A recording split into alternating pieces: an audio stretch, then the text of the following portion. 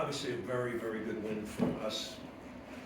I thought Mike Doyle, his scout, was great today. He did a really good job of preparing us. And all the assistants on the bench were guiding me in terms of what to run, what to think of, some of the defenses that we were facing, things like that. So, but everybody did their job. I thought the guards were great. I thought Mac was very good too. He played really well throughout. Tunda, very efficient today. Sorry that Joe got hurt in the first half.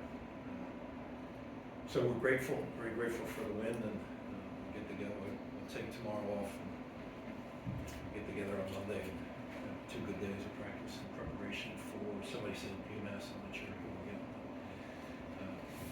But we'll have a good basketball team to face on Wednesday for sure. And but it's a really good win for us. We've been struggling, obviously. So to make timely shots, Deuce's jumpers was very good. The 3-point shot was very timely. But there was a runner in the lane that he had was really critical as well. So overall, I thought our defense was pretty good. At first 8 minutes, it wasn't very good, but they made both those shots. But I thought from that point on, I thought we defended pretty well. So again, I'd say grateful was the word of the day. I'm going with that. The satisfaction you take from this crowd, this moment. Yeah, it's great. Yeah, it means a lot. It really does. I'd like to be very cavalier and say something. It was a big deal. A lot of really good folks and a lot of former players, things like that.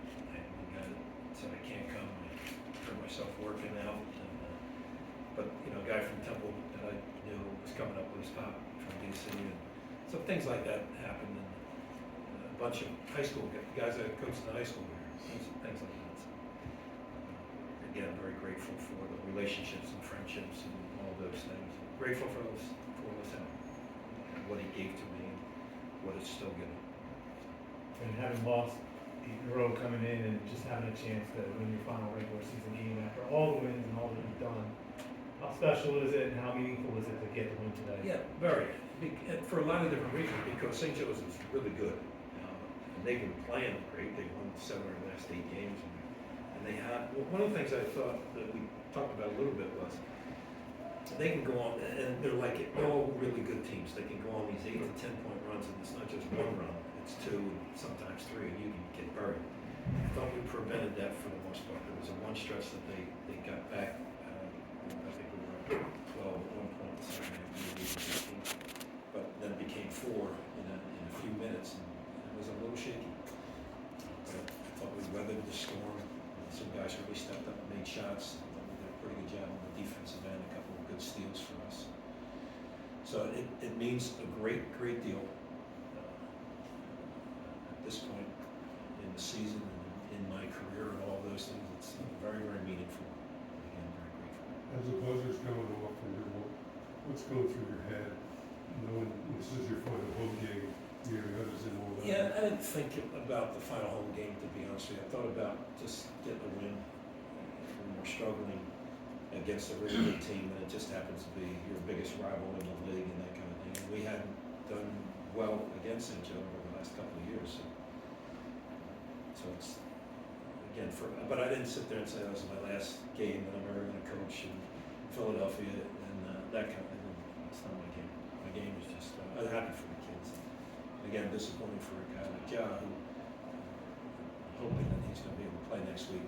So, Coach, what does it mean to be coaching your last home game here in Philadelphia against a Big 5 rival and then getting the win as well? yeah, we talked about that. It's just, it's great. It's just, and you're sitting there and the clock's winding down and you know you got the game won. There's not a lot of feelings like that. That's why, in all honesty, that's why a lot of us get in it. It's the relationships and dealing with kids all the time, but it's also the competitive spirit that you have. And the thing that charges you is you try to prepare your team the best way you can, and then when they do well, there's some satisfaction. There's a peacefulness that overcomes you. So I was much at peace as that clock was winding down. Just hoping that we could get to that point. So it was great. When Fran Dunphy was introduced to Penn in 1989, 36 years to today, What's the biggest difference in you and what have you learned the most? Well, I think for all of us that go through that life experience, when you're young and you think you know everything, you're tremendously insecure because you pretty much don't know anything. And then each year you get a little bit better and you start to share a lot of responsibilities with staff. And then when you get really pretty good, I think you share a lot of responsibilities with these kids that are out on the court doing the work. So I say to Corey McKeithen when he's coming over the summer, what do you want to run? I don't really care what we run. I don't care how we run it, but I don't care what it is, who gets the credit or anything. So I think it's that. I think you get older, you get more mature. And, not that I don't have my knucklehead days, I certainly still do. But I think that it's just that there's a feeling of less, you're more secure in who you are. And I think just if we could all be good to and for and with it, one another, everybody can be really good people. We can be a pretty happy group. Man, I'm sure there were a lot of people that have reached out over the last couple of weeks, but this week specifically, leading up to this game, who were just some of the former coaches, players who were getting in touch with you? Yeah, I mean, I'll mention one group that got in touch, and it's only because it was a bunch of people. But I was on a podcast with all the guys that I coached with at American U from 80 to 85, amongst them Gary Williams, who just turned 80. And it was really neat. I had a blast just reminiscing, because I said it to him that day, and I'll say it again, that nobody was more prepared to practice, let alone the games. My man was practicing with this sheet of paper that was all crumpled up, and that he knew exactly what he wanted to get done. And that feeling, that's the biggest fear that we all have, is my team prepared enough? Have we done everything we possibly could to put those guys that are out on the court in the best possible situation? And that was a guy who I learned so much from, and he wasn't a great student at that time, but I took away that thing that you got to be ready to go each and every day.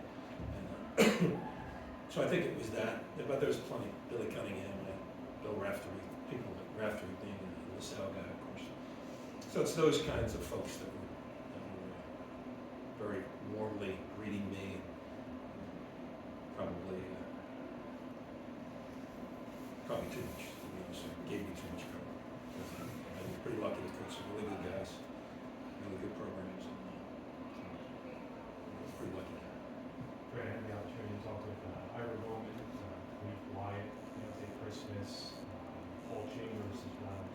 You all kind of just spoke about over the course of your career how you always kind of did this out of service. And you were looking for a way to serve your community, serve the city, and coaching was the way you always found a way to do that and get that point across. Do you still very much feel that way all these years later?